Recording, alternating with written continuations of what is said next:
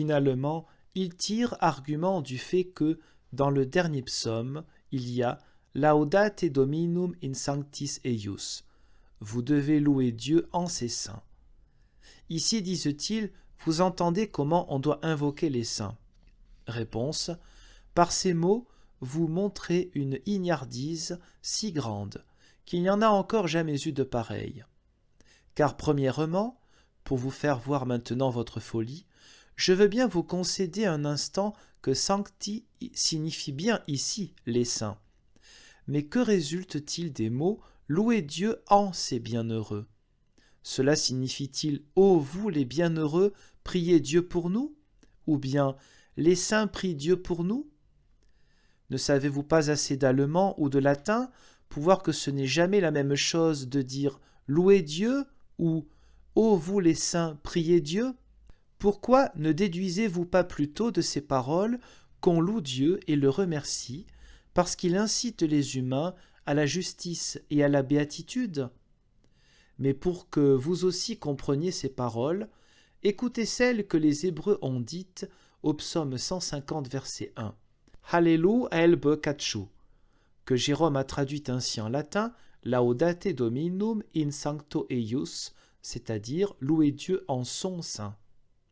Saint désigne ici le lieu dans lequel Dieu se manifeste dans la splendeur de sa face. Si je l'appelle un lieu, vous devez comprendre la dimension ou la stature dans laquelle Dieu se révèle et se manifeste aux bienheureux, mais je sais bien que Dieu ne se laisse enfermer ni contraindre en aucun lieu. C'est donc le royaume des cieux, c'est-à-dire le trône et siège de Dieu qui est désigné, parce qu'on ne peut pas nommer plus convenablement la présence et la maison de Dieu en raison de sa sainteté. À cet égard, on suit donc l'usage des Hébreux qui ont aussi donné au temple le nom de « le Saint », comme Paul le montre en plusieurs passages de l'Épître aux Hébreux.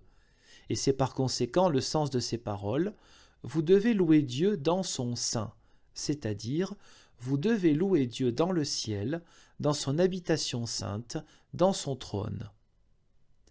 Car c'est le sens qu'indiquent les paroles suivantes, qui disent donc « Alléluia birkia uzu », c'est-à-dire « louez-le dans le rempart de sa force ». Rempart que nous nommons d'après le latin un firmament. Ce pourquoi tu te bats n'est donc rien d'autre que « louer Dieu dans le ciel », « louez-le dans le firmament » ou le rempart de sa force, etc.